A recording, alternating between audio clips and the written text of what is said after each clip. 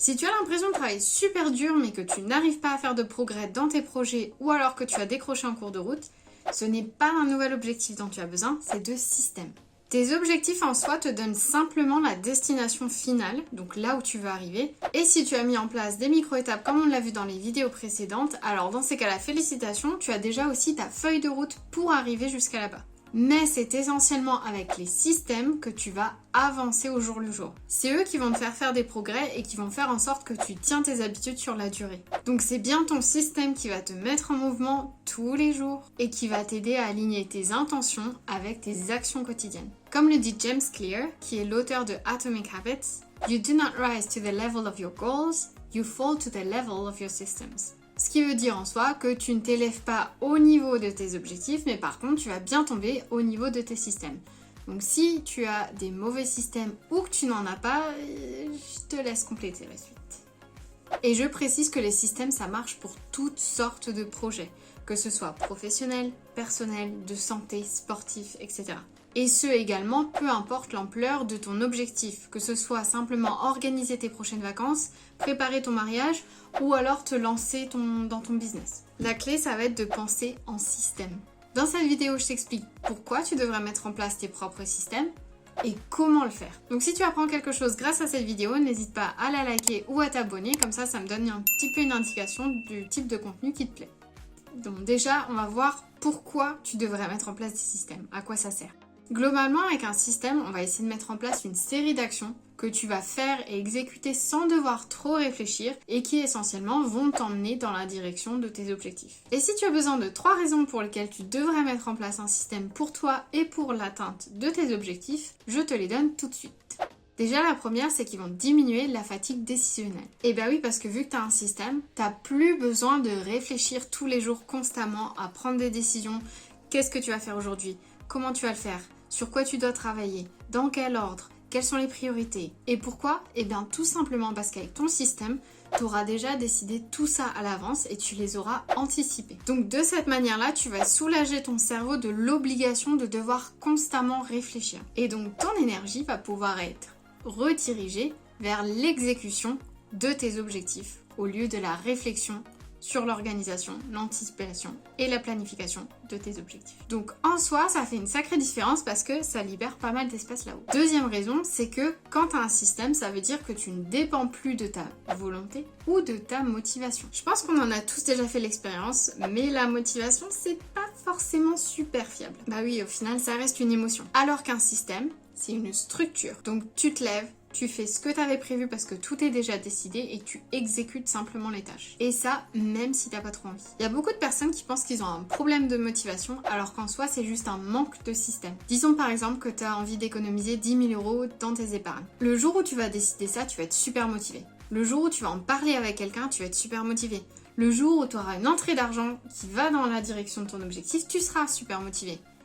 Mais les autres jours, t'auras peut-être pas envie, t'auras peut-être oublié, t'auras peut-être reçu des mauvaises nouvelles ou alors tu seras de mauvaise humeur ou bien t'aurais juste la flemme. Ça arrive aussi. Alors que si tu mets en place un système auparavant, t'as plus besoin de réfléchir, t'as déjà ton plan d'exécution qui est prêt, t'as juste à exécuter les tâches. Et comme ça, t'as plus besoin de te reposer sur ta motivation. Et c'est ça qui va te faire avancer plus concrètement. Dernière raison, un système, ça va t'aider à supprimer les points de friction. Quand tu vas créer ton système, tu vas essayer de prévoir les différents cas de figure. Tu vas essayer d'anticiper des problèmes potentiels qui pourraient être attendus et des solutions à ces problèmes-là. Et tu vas potentiellement même anticiper tes émotions et ton niveau de motivation ce jour-là. En soi, on va essayer de retirer toute la résistance émotionnelle pour laisser place à l'exécution pure et dure. Maintenant, tu vas te demander, mais alors comment je fais pour créer ces systèmes-là? Donc pour créer tes systèmes, tu as besoin de 3 éléments. Le premier, c'est un déclencheur. C'est-à-dire, quel élément va tout mettre en route et lancer ton système? Qu'est-ce qui doit arriver pour que tout se déclenche? Donc par exemple, ça peut être un événement, un rappel dans ton calendrier ou alors une action que tu aurais définie. La deuxième chose dont tu as besoin, c'est un processus. C'est-à-dire, une fois que ton élément déclencheur il est passé, quelles sont les étapes que tu vas mettre en place? Et là, c'est important de noter que ce processus doit être clair, détaillé, précis. En plus de ça, tu dois pouvoir le répéter et le faire évoluer en fonction de là où tu en es dans ton objectif. Imagine que tu veux perdre du poids. Donc ton objectif, la destination finale, ça va être je veux peser tel nombre de kilos à telle date. Si tu n'es plus sûr de comment définir tes objectifs ou que tu n'en as pas encore, je te mets la vidéo juste là. Donc maintenant que tu as ton objectif et ta feuille de route, c'est là que ton système va être mis en place pour tout actionner. Et pour rappel, il faut bien être très clair, très précis et très concis sur ce que tu veux faire, ton plan d'action, quelles sont les étapes, etc. Donc si on reprend l'exemple, tu as dit que tu voulais perdre du poids et l'une des actions c'était je vais aller à la salle de sport tous les jours. Top, c'est pas assez. Avec qui t'y vas? À quelle heure t'y vas? Quel jour t'y vas? Combien de temps t'y vas? Comment tu t'y rends? Qu'est-ce que tu vas porter? Est-ce que tu dois prévoir du matériel?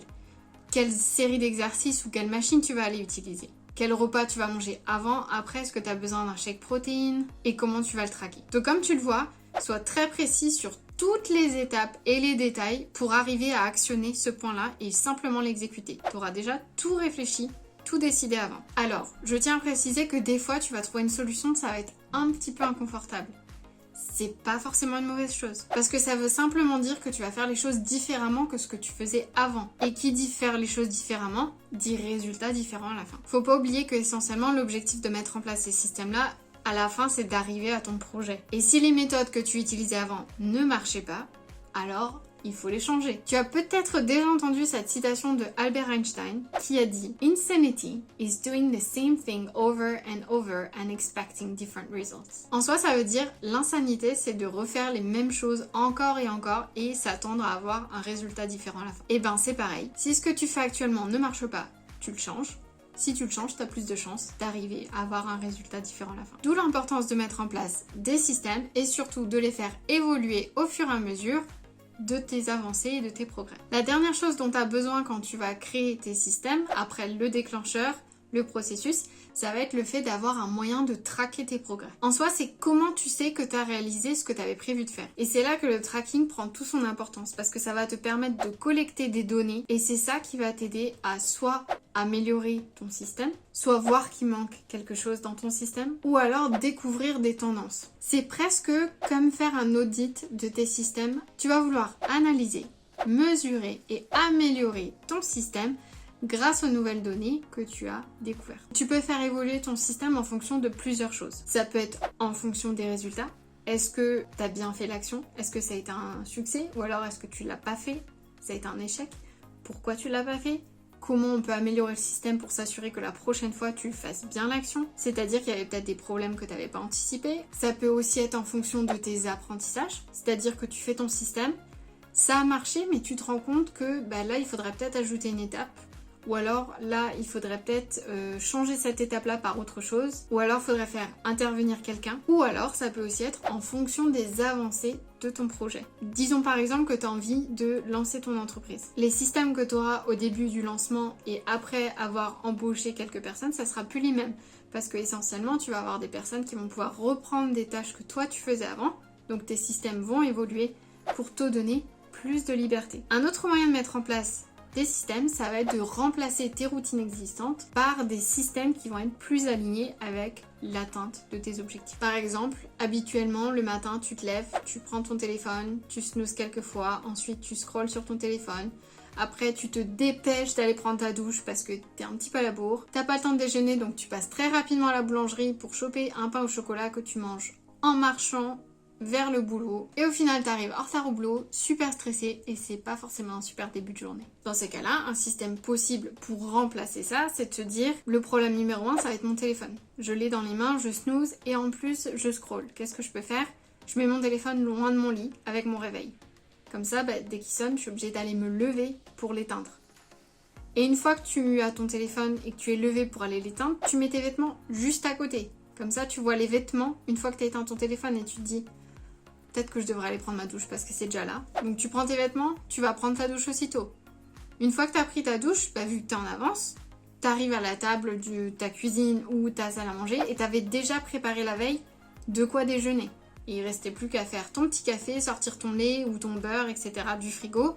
Mais tout le restant est déjà sur la table, prêt à manger. Donc tu prends ton petit déjeuner. Et juste à côté de ton petit déjeuner, tu te rends compte que tu avais aussi mis tes vitamines. Et là, tu te rappelles, ah oui, il faut que je prenne mes vitamines après que j'ai pris mon petit déj parce qu'il faut avoir l'estomac rempli. Et puis, vu qu'elles sont là, tu y penses. Et c'est ça ton système, c'est de résoudre les problèmes que tu pourrais potentiellement rencontrer au fur et à mesure et créer des rappels ou des déclencheurs très régulièrement pour te relancer vers la prochaine étape. Donc en faisant ça, en fait, tu as retiré toute la partie de réflexion, le fait de devoir te rappeler de faire tout ça, puisque tout est déjà là et c'est quand tu le vois que tu te rappelles. Donc maintenant que tu as un petit peu les éléments dont tu as besoin pour créer ton système, qu'est-ce que tu peux inclure dans ton système ? Un système, ça a plein d'étapes et ça peut prendre plein de formes différentes. Donc voilà, quelques petites catégories qui pourraient t'indiquer ce que tu pourrais inclure. Ça pourrait être de 1 des outils. Donc ça peut être une to-do list, ChatGPT, ton calendrier, des trackers de pas ou de repas, ça peut être une balance connectée, un timer, etc., etc. Ensuite, tu peux aussi inclure des méthodes. Par exemple, le time blocking, la méthode Pomodoro, le principe de Pareto, des coachings et j'en passe. Ça peut être aussi le fait de devoir inclure des personnes externes et pas que toi. Il n'y a pas forcément que toi dans un système. Il peut y avoir d'autres personnes. Donc ça peut être ton partenaire de vie ou tes enfants, un coach, un mentor, un manager, un collègue ou un employé si c'est dans un contexte professionnel, et j'en passe. Donc si tu veux reprendre tout au début avec comment définir des objectifs qui soient alignés avec ta vision de vie idéale, comment créer ton vision board et ensuite maintenant comment mettre en place des systèmes, alors je te renvoie vers la toute première vidéo de cette série en 3 vidéos que tu peux trouver juste là. Et avec cette 3e vidéo, ça te fait une vraie mini-série sur comment reprendre le contrôle et progresser tous les jours pour avancer vers tes objectifs. Et si cette vidéo t'a aidé, pense à liker, à t'abonner. Et si tu veux en savoir plus sur tout ce qui touche à l'entrepreneuriat, la liberté financière, le développement personnel et j'en passe, alors retrouve-moi sur ma chaîne Édition Selfmade. Merci de ton passage et à très vite.